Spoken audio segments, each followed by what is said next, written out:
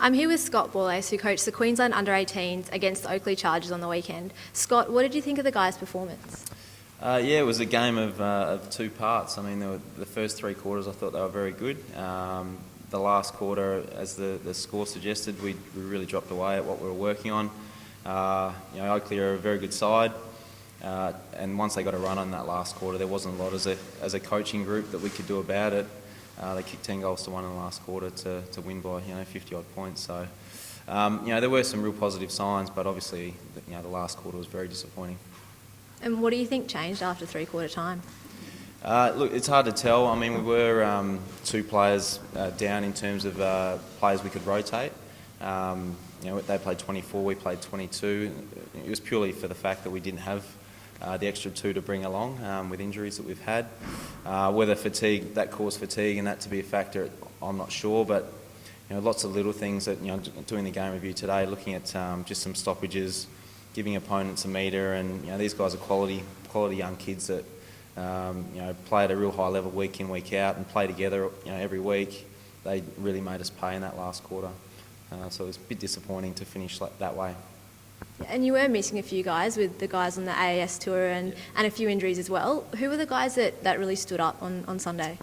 Yeah, there was a few. It was probably a pretty even team performance, but I thought Darcy Cameron-Reeves as the captain was very good. He set the example early with the way that he attacked the footy and took a courageous mark going back with the flight.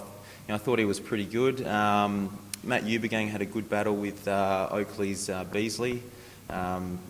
Matt took 10 marks, which was fantastic, but he got out-muscled in a couple of contests, so they had a really good battle all day. But I thought Matty really highlighted why he could be on the radar of AFL clubs with the way that he went about it.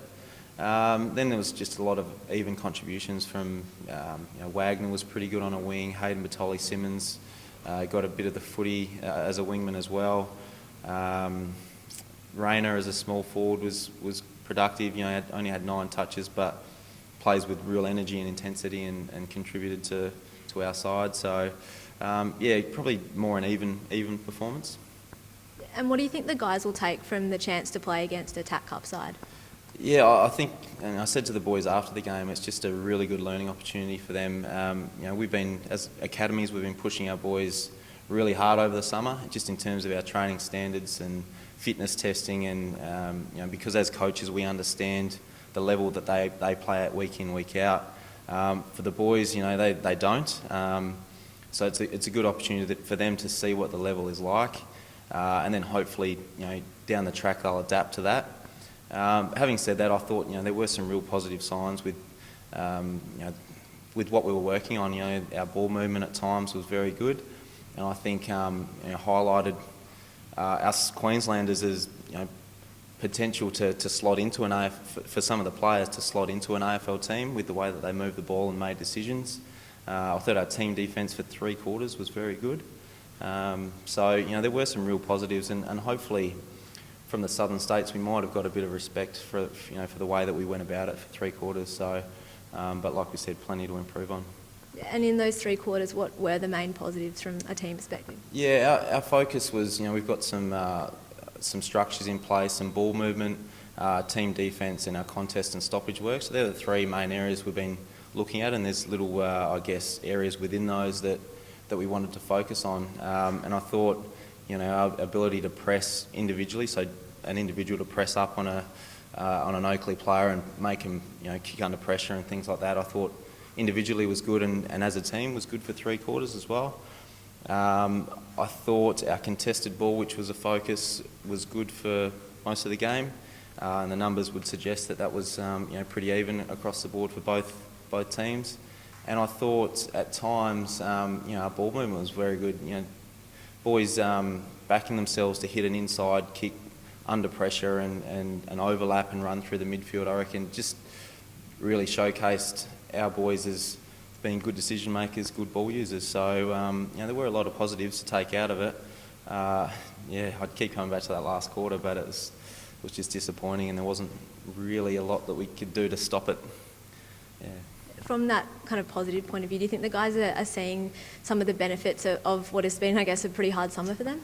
Yeah, I think so. And like I said, they're only going to improve, I think, going forward from that. You know, you bring in Weller, Dawson, Hamilman, our AIS boys, Trask, who missed on the weekend, Nate Dennis, who can help in the ruck as well.